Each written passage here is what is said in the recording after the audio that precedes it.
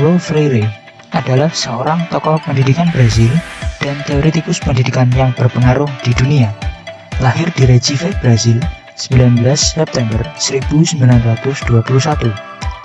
Ayahnya bernama Joaquim Themistocles Freire, yakni seorang polisi militer yang tidak terlalu taat pada agama, sehingga jarang sekali pergi ke gereja.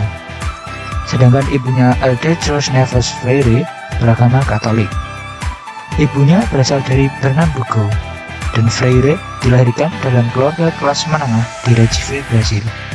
Namun, ia mengalami kelangsungan kemiskinan dan kelaparan pada masa depresi besar 1929, suatu pengalaman yang membentuk keprihatinannya terhadap kaum miskin dan ikut membangun pandangan dunia pendidikannya yang khas. Karena itulah, Freire menyadari apa artinya lapar dari anak sekolah dasar. Di usianya yang 15 tahun, Paulo Freire berhasil menyelesaikan sekolahnya. Setelah keadaan keluarganya sedikit membaik, ia dapat menyelesaikan sekolahnya dan kemudian masuk ke Universitas Recife. Paulo Freire di universitas tersebut masuk ke Fakultas Hukum dengan mempelajari filsafat dan psikologi bahasa. Freire berkata bahwa saat itulah minatnya pada teori-teori pendidikan mulai muncul dan mulai membaca buku-buku pendidikan, filsafat, dan sosiologi pendidikan daripada buku-buku hukum. Pada tahun 1959, ia meraih gelar doktor dalam bidang sejarah dan filsafat pendidikan. Inilah saat dimana ia pertama kali mengemukakan pikirannya tentang filsafat pendidikan melalui disertasinya di Universitas Recife, dan kemudian melalui karya-karyanya sebagai guru besar sejarah dan filsafat pendidikan di universitas tersebut, juga dalam berbagai percobaannya dalam pengajaran kaum buta huruf di kota yang sama. Paulo Freire meninggal dunia di Rumah Sakit Albert Einstein, Sao Paulo. Ia wafat dalam usia 75 tahun akibat serangan jantung. Beberapa penghargaan yang diperoleh Freire adalah sebagai berikut. Penghargaan Raja Belgia untuk pembangunan internasional. Penghargaan bagi pendidik Kristen terkemuka bersama istrinya, Elsa. Penghargaan UNESCO 1986 untuk pendidikan kedamaian.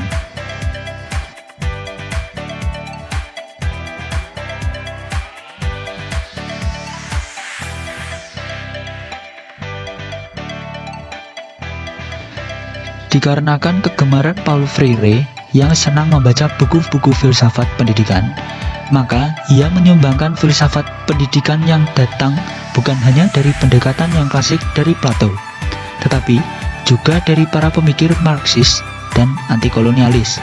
Bukunya, Pendidikan Kaum Tertindas, dapat dibaca sebagai perluasan dari jawaban terhadap buku Frantz Fanon, The Rest of the Earth, yang memberikan penekanan yang kuat tentang perlunya memberikan penduduk pribumi pendidikan yang baru dan modern, dan anti-kolonial, yang artinya bukan semata-mata perluasan budaya para kolonis.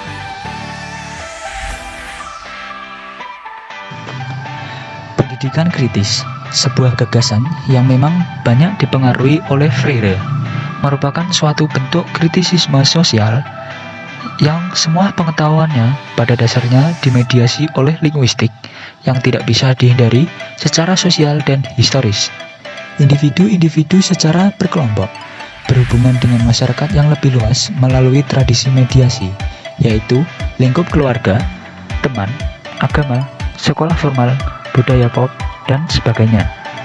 Pendidikan mempunyai hubungan dialogis dengan konteks sosial yang melingkupinya, sehingga pendidikan harus kritis terhadap berbagai fenomena yang ada dengan menggunakan pola pembahasan yang bernuansa sosio-historis. Lebih lanjut, dimaknai bahwa pendidikan kritis yang disertai adanya kedudukan-kedudukan wilayah pedagogis dalam bentuk universitas, sekolah negeri, museum, galeri seni, atau tempat-tempat lain. Maka, ia harus memiliki visi dengan tidak hanya berisi individu-individu yang adaptif terhadap dunia hubungan sosial yang menindas, tetapi juga didedikasikan untuk mentransformasi kondisi semacam itu. Di samping memberikan penduduk pribumi pendidikan yang baru dan modern serta anti kolonial, Paulo Freire juga memberikan kebebasan, dalam artian kebebasan secara umum, berarti ketiadaan paksaan. Ada hanya kebebasan fisik, yaitu secara fisik bebas bergerak kemana saja. Kebebasan moral, yaitu kebebasan dari paksaan moral, hukum, dan kewajiban, termasuk di dalamnya kebebasan berbicara. Kemudian kebebasan psikologis, yaitu memiliki berniat atau tidak, sehingga kebebasan ini sering disebut sebagai kebebasan untuk memilih. Manusia juga mempunyai kebebasan berpikir, berkreasi, dan berinovasi. Kalau disimpulkan, adanya kebebasan yang dimiliki manusia, yaitu kebebasan vertikal yang arahnya kepada Tuhan, dan kebebasan horizontal yang arahnya kepada sesama makhluk. Kebebasan tentu ada batasnya. Kebebasan memiliki batasan-batasan tersendiri, tergantung persoalan yang dihadapi oleh kaum tertindas tersebut.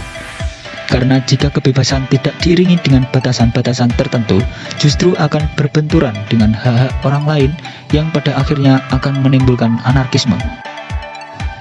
Pandangan klasik tentang pendidikan pada umumnya dikatakan sebagai pranata yang dapat dijalankan pada 3 fungsi sekaligus. Pertama, menyiapkan generasi muda untuk memegang peranan-peranan tertentu dalam masyarakat di masa depan. Kedua, mentransfer atau memindahkan pengetahuan sesuai dengan peranan yang diharapkan.